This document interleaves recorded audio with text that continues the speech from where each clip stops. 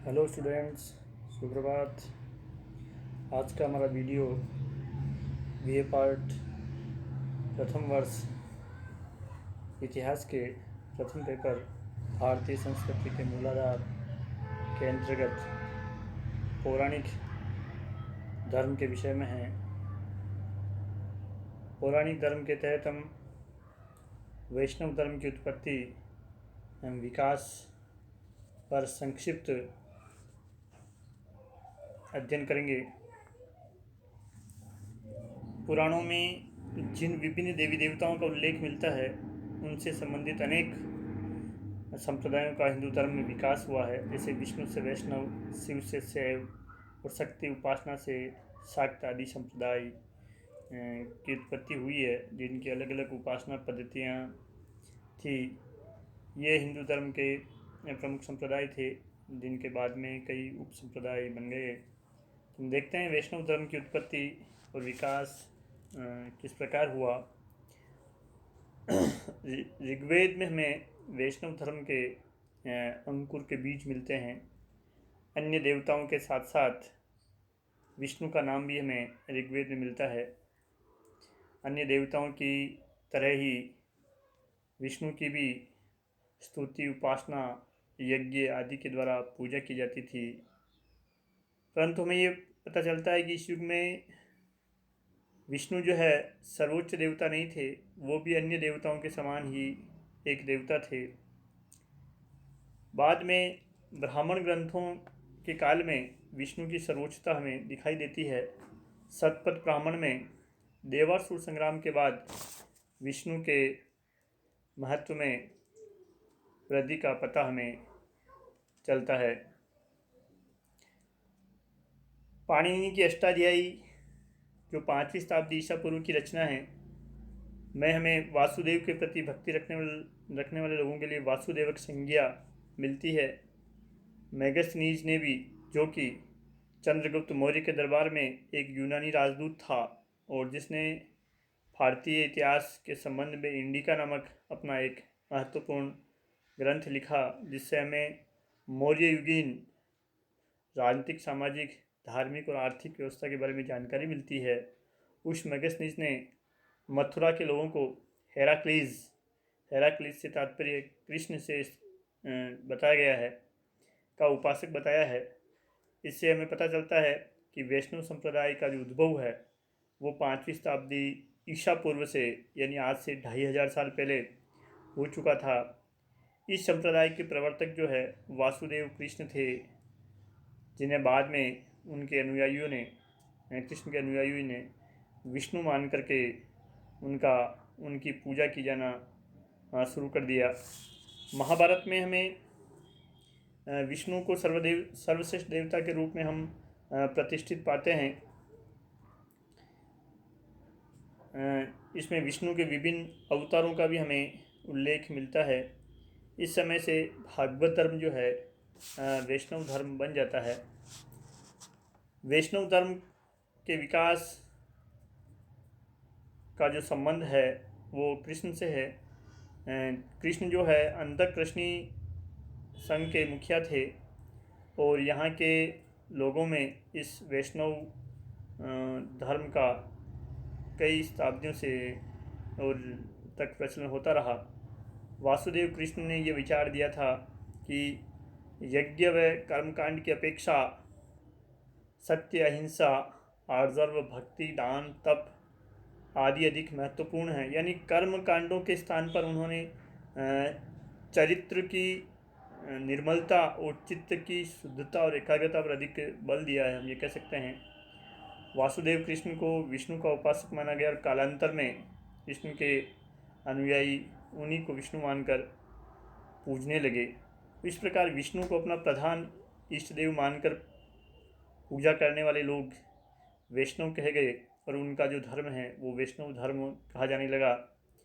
वैष्णव धर्मावलंबी जो है संपूर्ण विश्व को विष्णु की शक्तियों की ही अभिव्यक्ति मानते हैं, संपूर्ण विश्व को उनकी ही विलक्षण प्रति मानते हैं।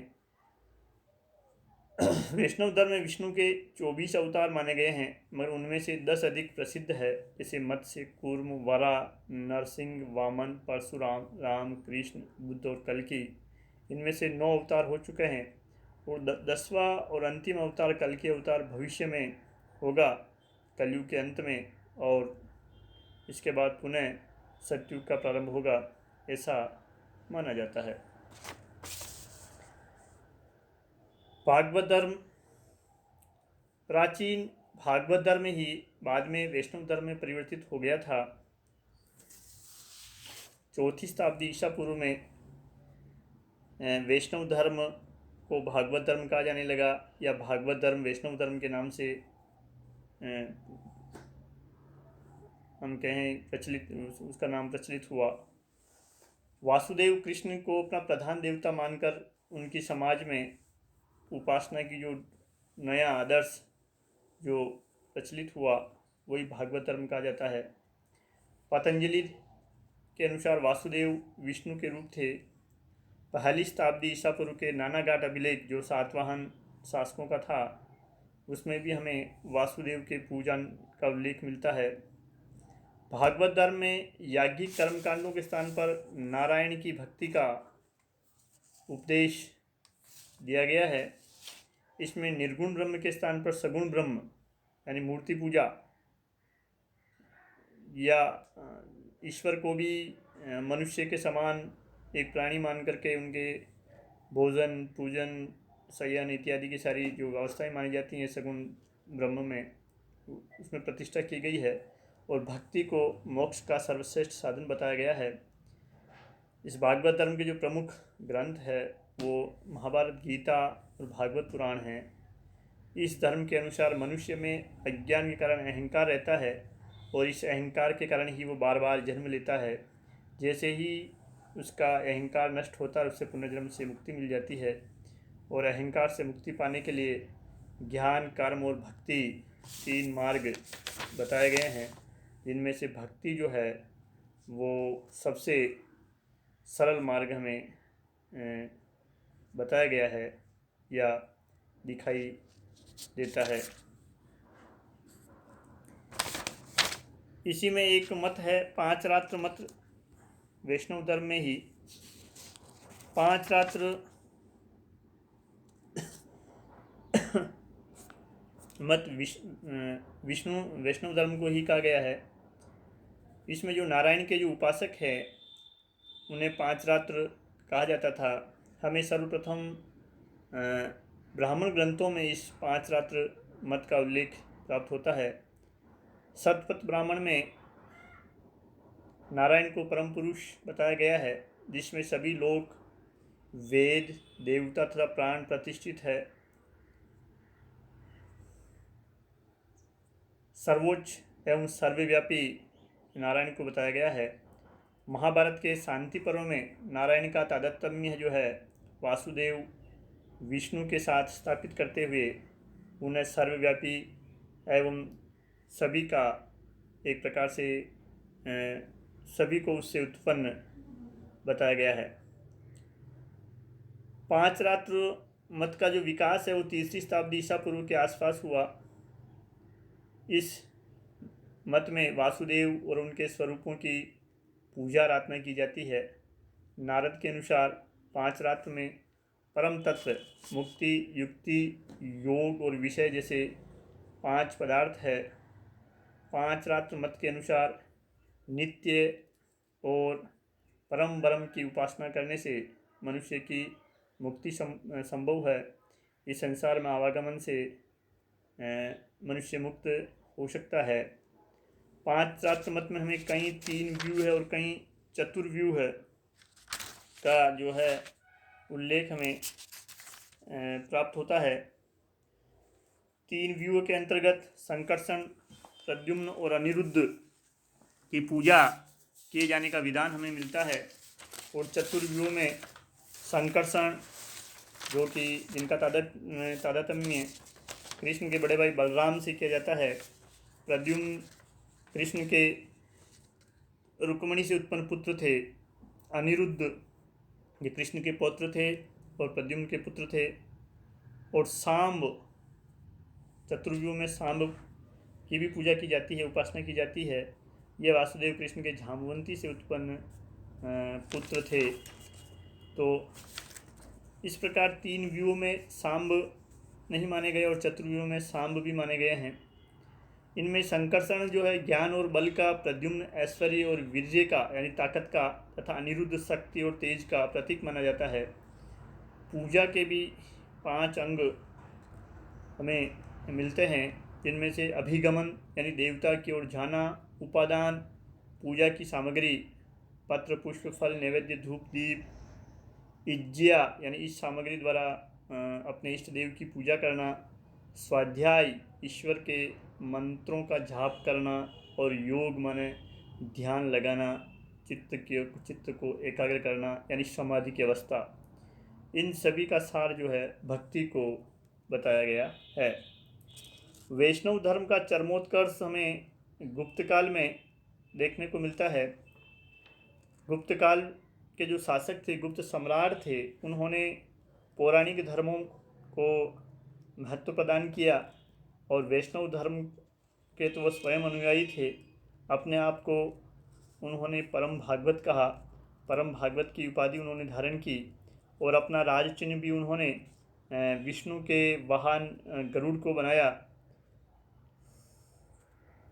गुप्त काल में विष्णु या नारायण की पूजा व उनकी मूर्तियों का निर्माण बहुत अधिक हुआ और साहित्य और स्थापत्य दोनों में हमें विष्णु के विविध रूप, उनके दशावतार रूप और 10 अवतारों के मंदिर हमें इस गुप्त काल में बने हुए दिखाई देते हैं।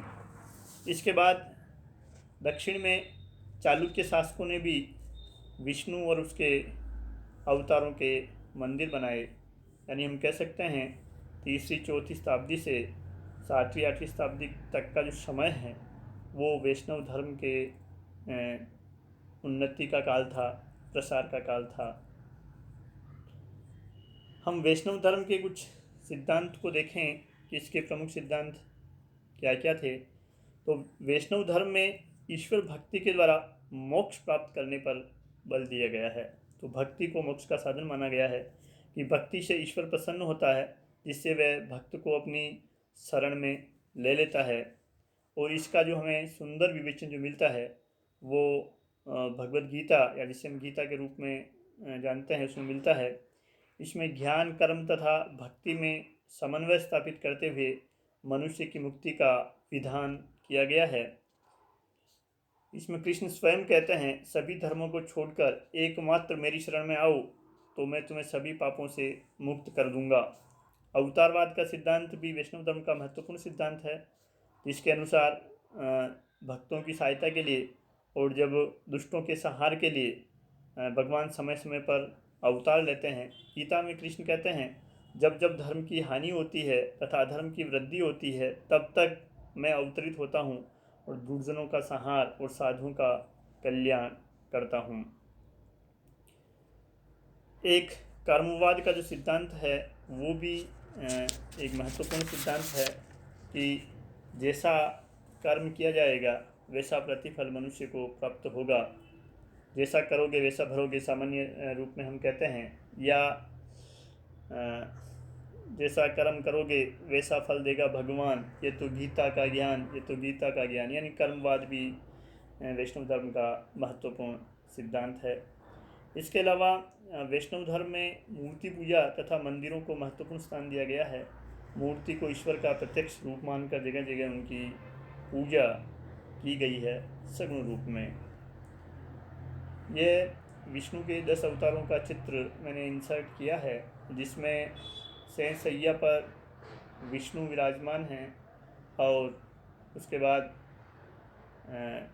10 अवतार चित्र जो गुप्त काल में प्रचलित था विष्णु का, वो मैंने यहाँ देने का प्रयास किया है। जिसमें हमने 10 अवतारों के नाम हमने देखे हैं कि मत्स्य अवतार, कूर्म अवतार, वरा अवतार, नरसिंह अवतार, वामन, परशुराम, रामकृष्ण, बुद्ध इत्यादि। दक्षिण में जो आलवार भक्ति संत थे, उन्होंने वहाँ विष्णु की पूजा को लोकप्रिय बनाया। आलवार संतों को विष्णु संत, वैष्णव संत कहा जाता है। उन्होंने अपने भजनों के माध्यम से, गीतों के माध्यम से वैष्णव धर्म का प्रसार किया। निम्बार्क ने दक्षिण में जड़ जगत, जीवात्मा और परमात्मा को एक दूसरे से भिन्न माना, यानी द्वैत भिन्न भी माना और अभिन्न भी माना है। तो उन्होंने भी दक्षिण भारत में इस वैष्णव धर्म का प्रचार किया है। विष्णु के अवतार के रूप में वल्लभाचार्य ने 15वीं शताब्दी में कृष्ण की उपासना को लोकप्रिय बनाया है। काशी, मथुरा और वृंदावन इस वल्लभ संप्रदाय के केंद्र रहे हैं। राजस्थान में वल्लभाचार्य की पुष्टि मार्ग शाखा में श्रीनाथ जी को कृष्ण का रूप माना गया है और नाथद्वारा वल्लभ संप्रदाय में पुष्टि मार्ग का केंद्र है। बंगाल में चैतन्य महाप्रभु ने कृष्ण पूजा का प्रवर्तन किया। उन्होंने कृष्ण को प्रेम का प्रतिरूप माना है और अपने गीतों और भजनों में प्रेम की महिमा का बखान करते हुए कृष्ण को सर्वोच्च देवता उन्होंने माना है। महाराष्ट्र में 13वीं शताब्दी में विठोबा को विष्णु का रूप माना जाने लगा और वहाँ एक अलग ही विठोबा पंथ प्रचलित हो गया। विठोबा के जो अनुयायी है वो कृष्ण की पूजा करते हैं। इस प्रकार हमने संक्षिप्त में, शॉर्ट में नहीं, हमें बुक्स देखनी पड़ेगी इसके लिए, मगर संक्षिप्त में हमने वैष्णव धर्म के बारे में कुछ जानने का प्रयास किया है।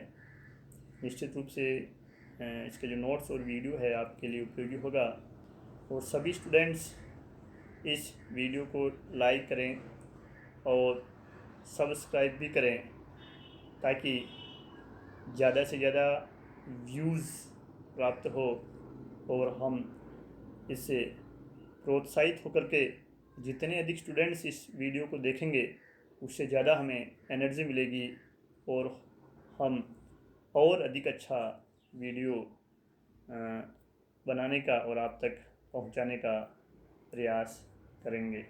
धन्यवाद।